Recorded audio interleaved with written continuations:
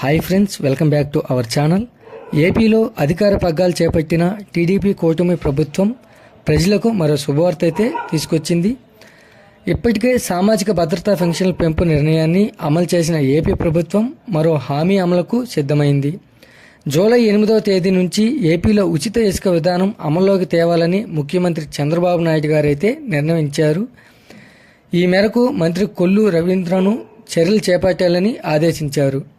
అయితే కలెక్టర్ల అధ్యక్షతన కమిటీ ఆధ్వర్యంలో లోడింగ్, రవాణా ఛార్జీలు నిర్ణయించుకున్నారు. గత వైసీపీ ప్రభుత్వం ఏపీలో ఉచిత ఇసుక విధానాన్ని రద్దు చేసింది. ఈ నేపథ్యంలో ఎన్నికల ప్రచారం సమయంలో ఉచిత ఇసుక విధానం తెస్తామని చంద్రబాబు ప్రకటించారు.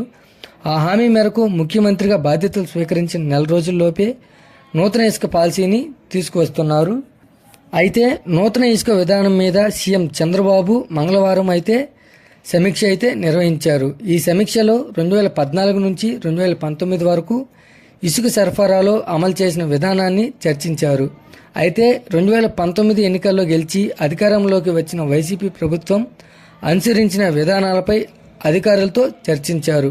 అయితే వైసీపీ విధానాలతో ఏపీలో ఇసుక కొరత, ధరల భారం పెరిగిందన్న చంద్రబాబు నాయుడు గారు నిర్మాణ రంగంలో సంక్షోభం ఏర్పడి అభిప్రాయపడ్డారు. అయితే అదే సమయంలో ప్రైవేట్ వ్యక్తులకు, ఏజెన్సీలకు ఇసుక క్వారీలను అప్పగించిన కారణంగా ఇసుక సరఫరా అమ్మకాల్లో ఇబ్బందులు వచ్చాయని అధికారులు చంద్రబాబు దృష్టికి తీసుకువచ్చారు.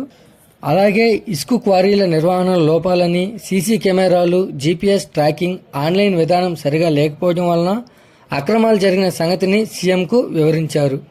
ఈ నేపథ్యంలోనే వీలైనంత త్వరగా ఏపీలో నూతన ఇసుక విధానం తీసుకురావాలని అధికారులను ఆదేశించారు చంద్రబాబు నాయుడు గారు.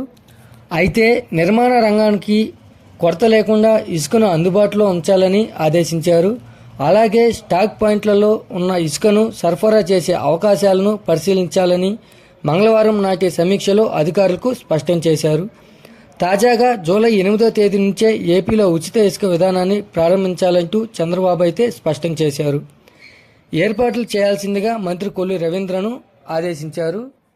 ఈ వీడియో కనుక నచ్చినట్లయితే లైక్ చేసి సబ్స్క్రైబ్